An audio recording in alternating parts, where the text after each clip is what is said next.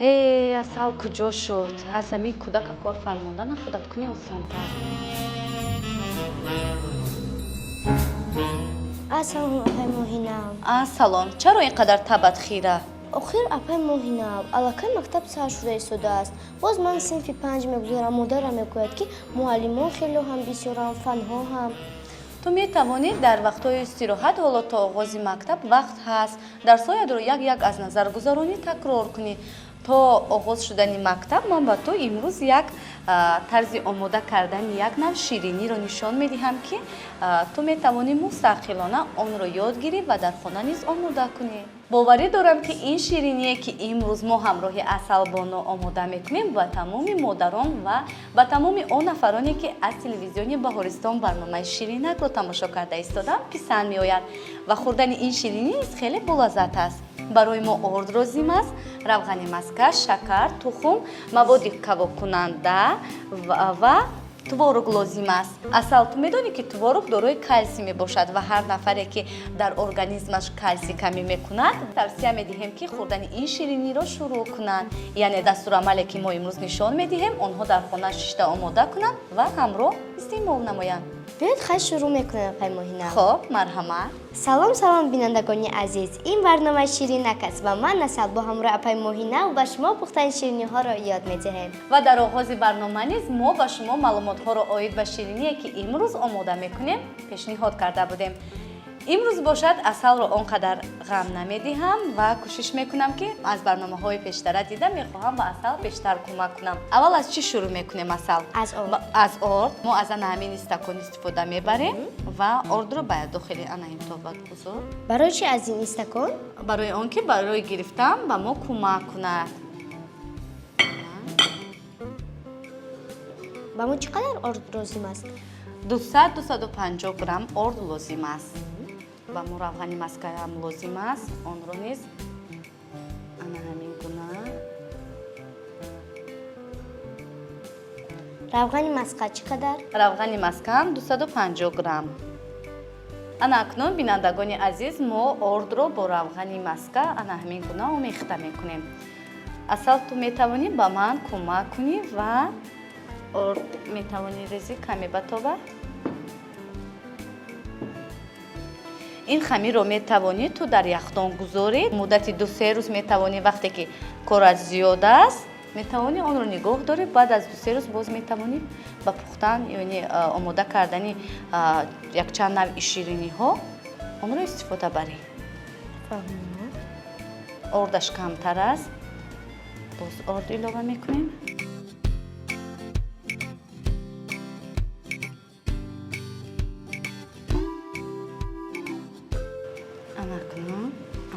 инамитар ба даст намхел мекунем.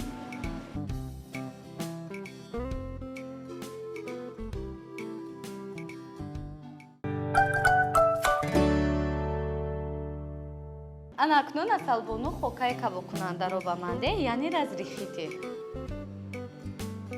ёд дорӣ ҳа вақт дар ҳолати набудани разрихите дар хона мо аз чӣ истифода мебарем? бале, аз содаву уксус. бале, ҳамашро рез.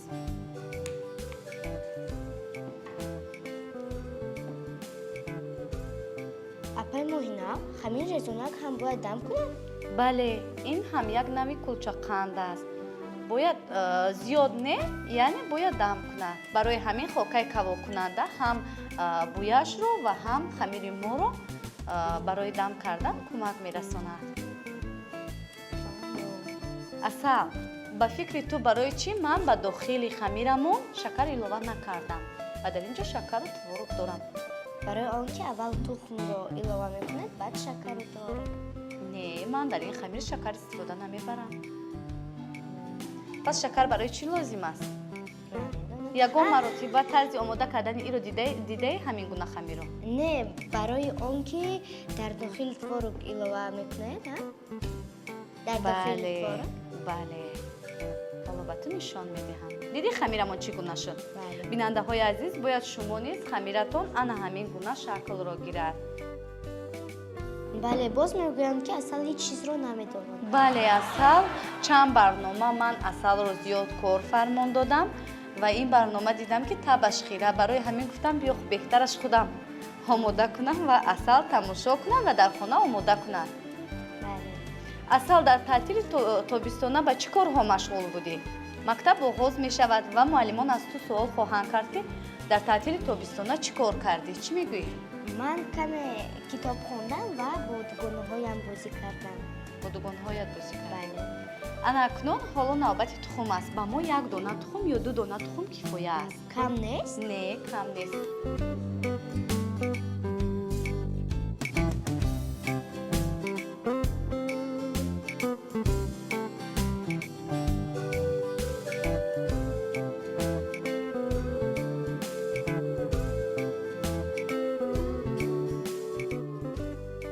ана тухмро низ бо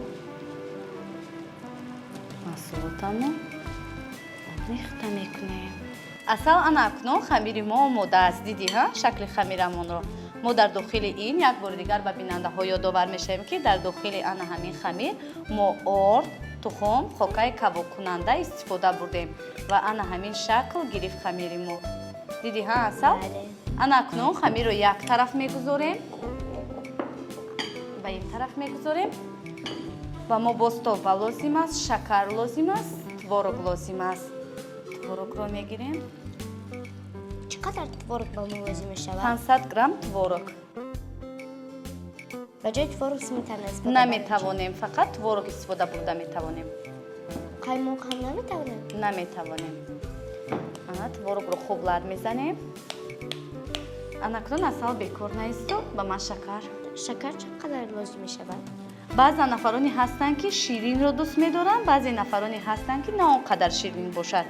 барои ҳамин ҳар кас бо табъи завқи худ метавонад шакарро илова кунад дар творог. каме дигар Мо ҳозир ширин мекунем, ҳа? не ширини бад намекунем. каме дигари рест кифоя аст. ягон маротиба ҳамин гуна қулчақанд бо творог омода кардаe? Дар хотир надорам. дар хотир надорӣ? Не. ама аз як тухми дигарро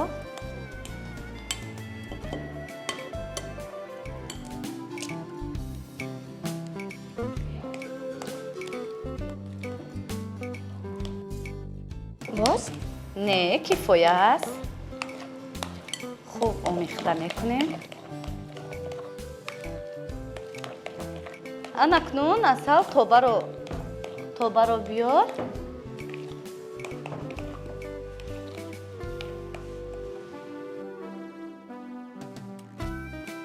ба он равған немолем? равған намемолем, чун хамири мо равғанин аст, барои ҳамин дар тоба равған намемолем. Бад намечаспад? не намечаспад. гуфтам ки хамирамон равғанӣ аст. ана акнун творог омода шуд. оро як тараф мегузорем асал. асал мекунӣ ё ман худам? Чӣ кор кардам мекор? биё ман хамирро ду тақсим мекунам. бинандаҳои азиз, шумо низ метавонед хамиратонро ду қисм ҷудо кунед. қисми аввалро бисёртар гиред, қисми дуввумро камтар. Барои чӣ? барое ки қисми якум бисквити мо мешавад, қисми дуюмамон барои ороишаш. Модарони азиз, маслиҳатҳои апай моҳи навро хуб дар хотир гиред. бале бинандаҳои азиз, ана акнун навбати он расид ки мо твороги бо шакар омода карда шудаамонро Омехта кунем, ҳа? бале бо хамир омехта мекунем. Апай моҳи нав, ман номи ин қулчақандро ёфтам. чӣ будааст номаш? Творожный пирог. бале. ана хуб творогро омехта мекунем бо хамир. ана бинандагони азиз, шумо метавонед ба ана ҳамин шакл творогро бо хамиратон ҳамроҳ кунед. ана акнун мегузарем ба қисмати ороишӣ. хамири боқимондаро бошад, мо барои ороиш истифода мебарем. Ба ман ана ҳамин ҷояш аҷоиб аст ки чӣ хел ба хамир ороиш мекунанд. хеле осон ва сода. ту низ метавонӣ истифода барӣ. Кӯмак кунам? бале.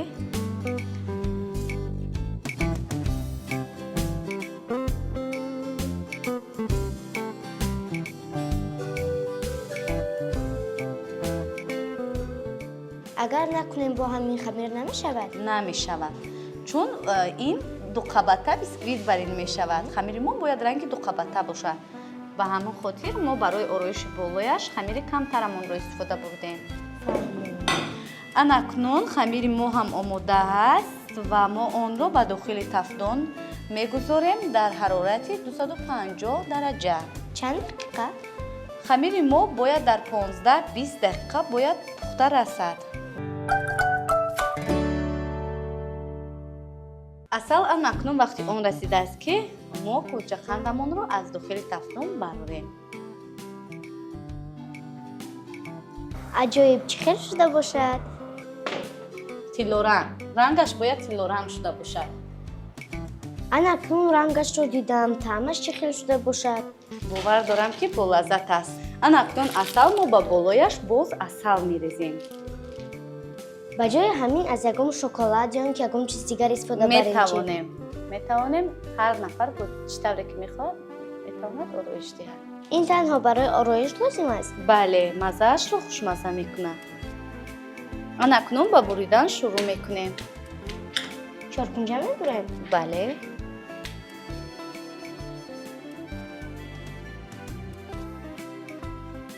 анакнун ба табақча мегузорем.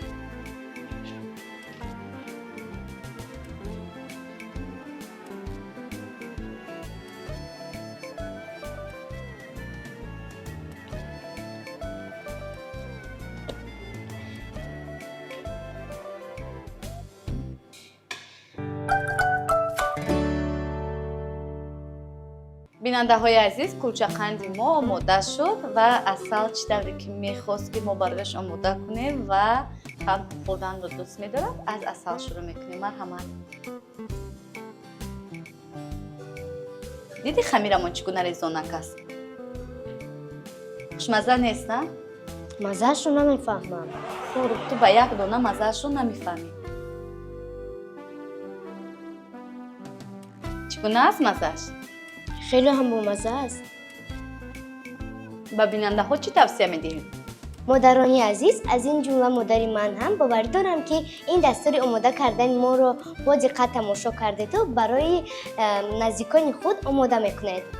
ман бовар дорам ки асал низ дар охири таътили тобистон, яъне ки фурсат барои оғоз шудани мактаб хеле кам мондааст, боз як нави шириниро ёд гирифт ва бовар дорем ки дар хона низ омода мекунад. албатта барои он ки он хеле ҳам бомазза аст, аз ин ҷумла метавонед ба кор рафтан ё ин ки ба дарс рафтан онро бо худ гиред.